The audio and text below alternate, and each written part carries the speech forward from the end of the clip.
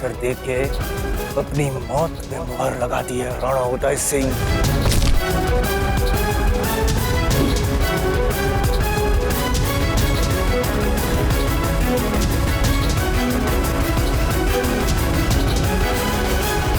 आज ये राव सुल्तान खुले आसमान के नीचे ये प्रतिज्ञा लेता है कि जिस तरह तूने हमें मिट्टी में मिलाया था, ठीक उसी तरह हम तुझे और तेरे चित्तौड़ को मिट्टी में मिलाएंगे राणा उदय सिंह। प्रण देता है राव सुल्तान, प्रण।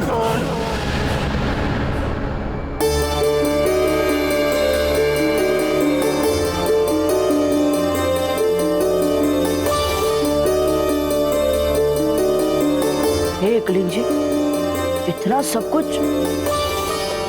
भला कैसे खाएंगे हम ये सब? आप सब तो जानते हैं ना कि हम 3 महीने से अपने राजमहल से दूर बिलों के साथ जंगल में थे। हमारा इतने में तो इतना स्वादिष्ट स्वादिष्ट खाना खाने का भी अभ्यास छूट गया है। एक कोर खाया नहीं कि आपके नखरे आरंभ। इस सारा भोजन आपको समाप्त करना पड़ेगा। हमने इतने श्रम से 56 भोग बनाए हैं आपके लिए। अच्छा, सारा श्रम आपने किया है, तो हम और जीजा वहाँ पाकशाला में बैठे बैठे क्या कर रहे थे फिर? अच्छा, इसके लिए भी हम एक मध्य मार्ग खोजते हैं। हाँ, आप सब एक एक करके हमें अपने बनाए सबसे प्रिय व्यंजन को अपने हाथों से खिलाएं। इससे हमारा पेट, मन और आत्मा तीनों संतुष्ट हो जाएगी। हाँ, ये बड़ी अच्छी युक्ति सोची आपने कुंवर प्रताप। जीजा खिलाइए ना।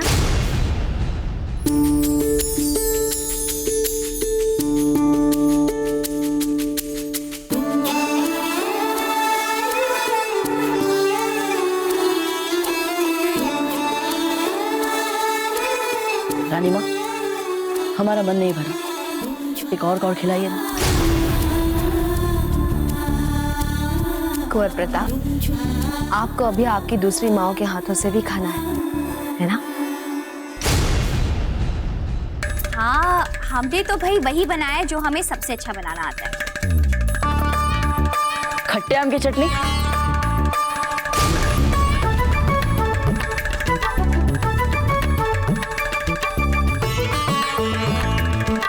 मंजली माँ, आपके हाथों की बनाई चटनी तो सदा की भांति खट्टी और स्वादिष्ट और चटपटी है। अच्छी बनी है ना?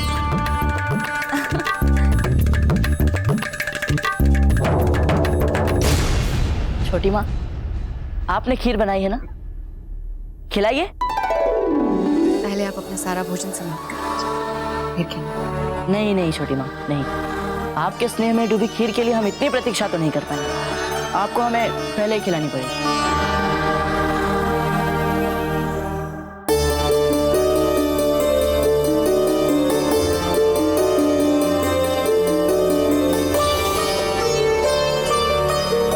बंद करो ये सब।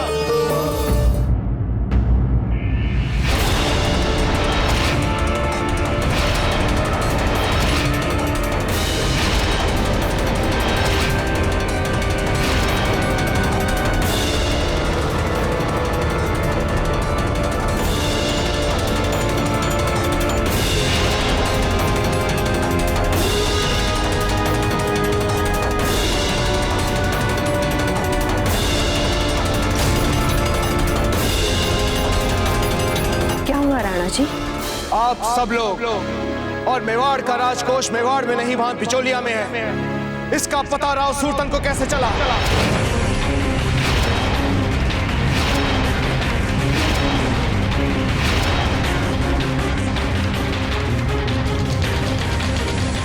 वैसे हमारा पेट तो इतना भर चुका है कि अब हम और कुछ नहीं खा सकते।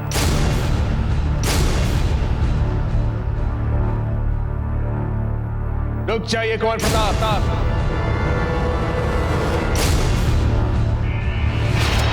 नहीं खड़े रहिए, क्योंकि यहां जो बात चल रही है उसका सीधा सीधा संबंध मेवाड़ की सुरक्षा से।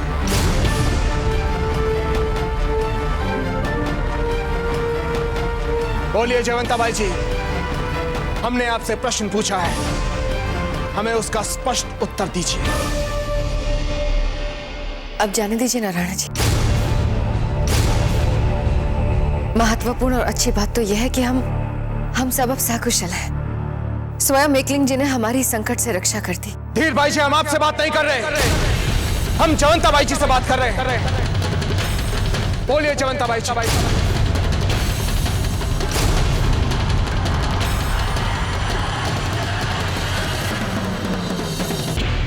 क्योंकि आपका मौन हमारे क्रोध को इस पत्र में लिखी बातों से अधिक बढ़ा रहा है।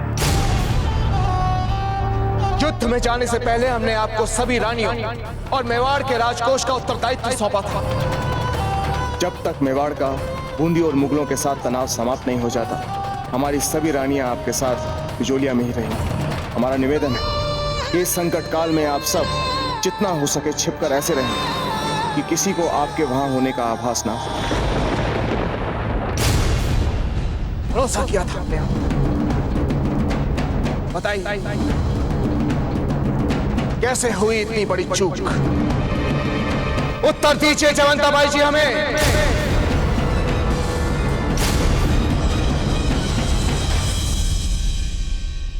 भूल हो गई जीजा से राणा जी।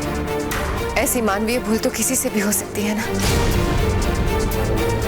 जीजा ने पूरा प्रयास किया हमें बचाने का, अब क्षमा कर दीजिए। अच्छा, तो आपको पूर्ण विश्वास है ये सारी भूल जवंता बाई जी की है? हाँ। बहना धीर बाई जी, आपका मामला सचमुच अविश्वसनीय है। सच्चा बहन, चुप हो जा।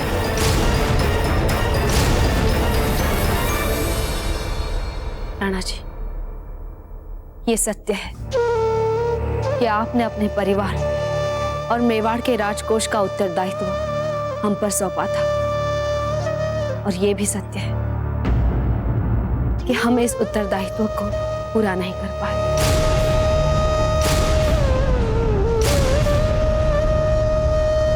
हमसे चूक हो गई राणा जी। अब जो भी दंड देना चाहे दे दीजिए। जवंता बाई जी, सच को छिपाने की चेष्टा मत कीजिए, क्योंकि सच कभी नहीं छिपता। सच को जितना दबाया जाए वो उतना ही मुखर हो जाता है। मेवाड़ की महारानी हैं आप, क्या इतनी सी बात नहीं जानती? और सच ये है कि राव सूरतन को आप सबका पता इस पत्र से चला।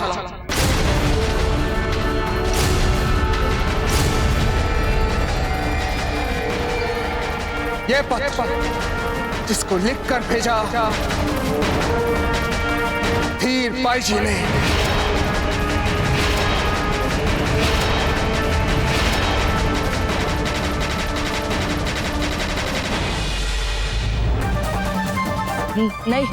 नहीं दाजीराज, छोटी माँ से कैसे? चुप हो जाइए कुंवर प्रताप। आपको मात्र यहाँ इस कार्रवाई को देखने के लिए रोका गया है, इसमें भाग लेने के लिए नहीं। इसलिए चुपचाप वहीं पर खड़े रहिए।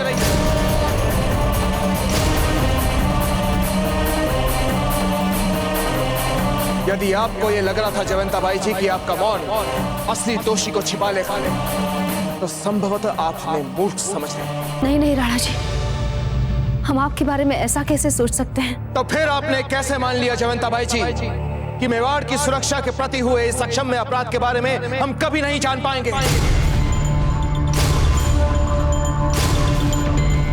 आपको क्या लगता था कि जब ये पत्र हमारे हाथ लग चुका है तो उसके बाद भी हमें कोई संदेह या संशय बच जाएगा?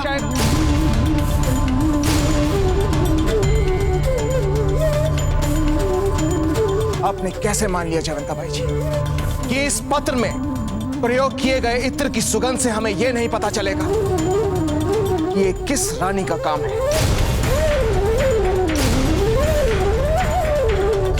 आपको क्या लगता था कि राव सूरतन इस पत्र में जिसे सुगंध वाली रानी कह रहा है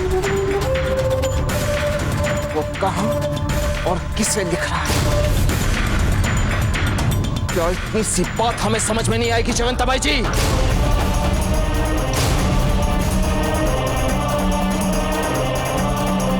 हमें क्षमा कर दीजिए राणा जी, हमें क्षमा कर दीजिए। अच्छा, तो क्षमा करते हैं आपको। अभी कुछ पल पहले आप जयवंता बाई जी के लिए क्षमा मांग रही थी, अब क्या हो गया आपको? जिस क्षण हम इस कक्ष में आए थे, हमने आपसे यही अपेक्षा की थी धीर बाई जी, कि बिना हमारे कुछ कहे आप सब कुछ स्वीकार कर लेंगे। उल्टा आप बड़ी चालाकी से अपने सारे दोष जयवंता बाई जी पर मरने लगे, जो मौन रखकर आपके दोषों को छिपाने का प्रयास कर रही थी, आपको बचाने का प्रयास कर रही थी।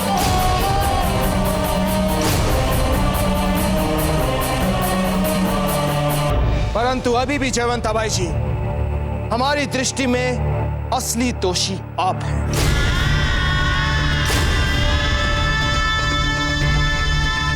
हमने आप पर विश्वास किया, आपको सारे अधिकार दिए, इतना बड़ा उत्तरदायित्व सौंपा, इसलिए बिचौलिया के महल से अगर कोई भी पत्र बाहर आया तो उसका सारा उत्तरदायित्व आपका है जयवंता बाई जी, केवल आपका। जयवंता बाई जी, आपकी इस ढील या सावधानी, आप चाहे इसे जो भी कह लें, इससे हमारे मन में संदेह पैदा हो गया है कि मेवाड़ की सुरक्षा व्यवस्था को लेकर अब हम किस पर विश्वास करें और किस पर नहीं। फिर भी हम इस अक्षम्य असावधानी को दंडित किए बिना नहीं रह सकते। नहीं नहीं राणा जी, ये मात्र एक अधूरा सच है। सच्चा बिना चुप रहिए। राणा जी, आप जो भी दंड देना चाहें, हम उसे सम्मान सहित स्वीकार करेंगे। हमसे भूल हुई है, हमें दंड मिलना चाहिए। बस जीजा बस, हर बात की भी एक सीमा होती है। हमने कहा ना सज्जा बेना, आप इस सब में ना पड़े। तो आप क्या चाहती है जीजा? हम आपको दूसरे की मनमानी और भूल के लिए यूं ही दंडित होते देखते रहे?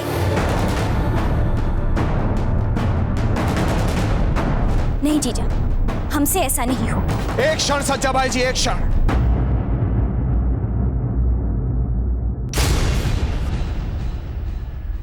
अब जब हम यहां हैं तो हमसे कोई भी सच छिपा नहीं सकता। इस घटना की इकलौती साक्षी आप हैं सज्जा बाई जी, इसलिए आप हमें सच बताएंगे कि उस दिन क्या और कैसे हुआ था। सब बताइए सच।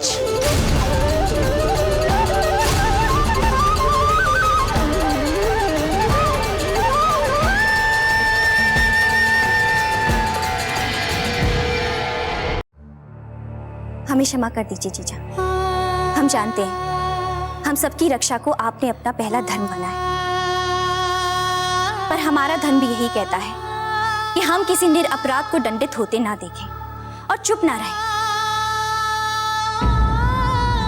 सच्चा बाई जी, हमारे पास व्यर्थ गंवाने को समय नहीं है। बताइए सच क्या है? सच बात तो यह है राणा जी कि जीजा ने न केवल बैना को वो पत्र लिखने के लिए मना किया, बल्कि उन्हें ऐसा करने से रोकने का अथक प्रयास भी किया। कि हम एकमात्र पत्र भेजना चाहते हैं राणा जी को, ताकि हमें यह पता चले कि वो सकुशल है। यदि आपने हमें रोका या किसी ने भी हमें रोका तो हम ये विष खाकर अपने प्राण ले लेंगे। जीजा, आप तो इतनी सी बात भी समझ नहीं पा रही है धीर बाई जी, कि ये है ही नहीं राणा जी की लिखावट। हम तो आरंभ की 4 पंक्तियां पढ़कर ही समझ गई थी। राणा जी सदा अपना पत्र आरंभ एकलिंग जी के नाम से करते हैं।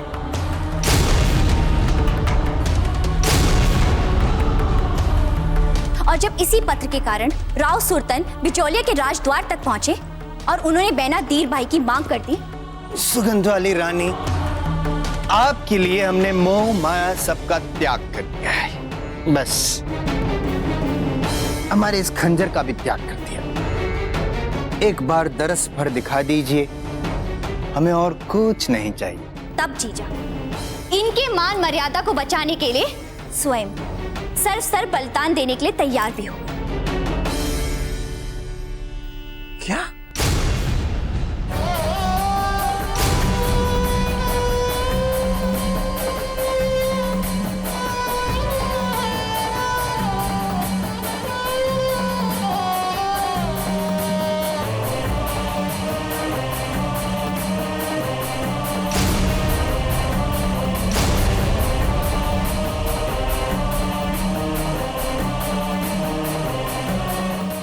अंतिम समय में यदि कोकैया जी जीजा से इस आत्मोत्सर्ग का अवसर हठपूर्वक न छीन लेती तो आज जीजा हमारे बीच न होती।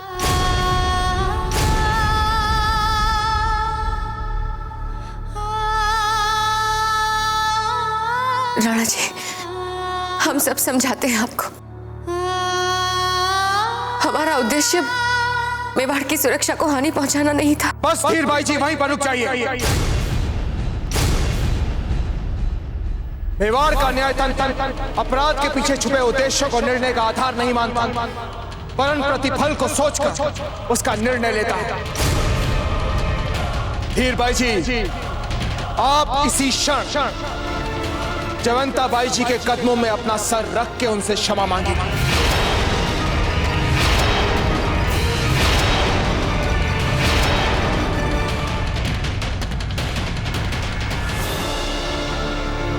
आपने सुना हमने आपसे क्या कहा धीर भाई जी?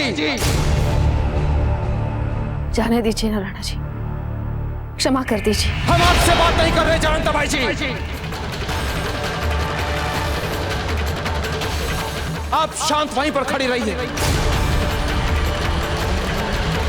चलिए धीर भाई जी, क्षमा मांगिए।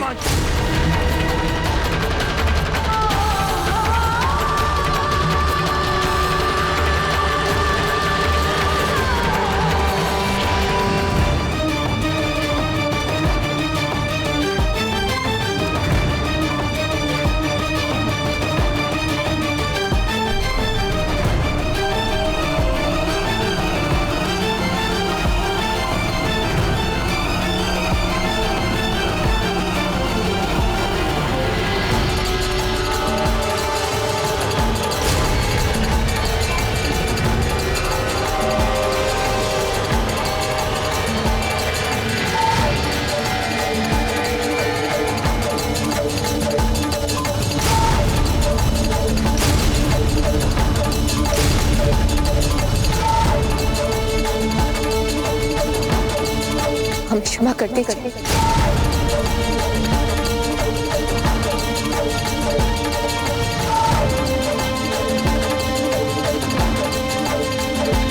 जीजा, यदि आप जो कह रही हैं वो सही है तो आपके चरण हमारा शीश, पर यदि हम जो कह रहे हैं वो सही है तो आपको भी वैसा ही करना पड़ेगा।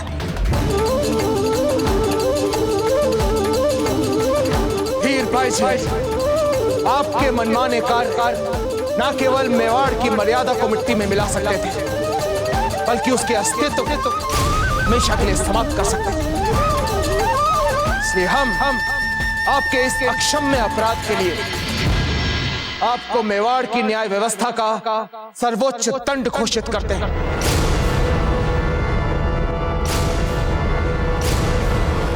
हम मेवाड़ नरेश राणा उदय सिंह रानी धीर बाई जी को उनके इस अक्षम्य अपराध के लिए मृत्यु दंड की घोषणा करते हैं।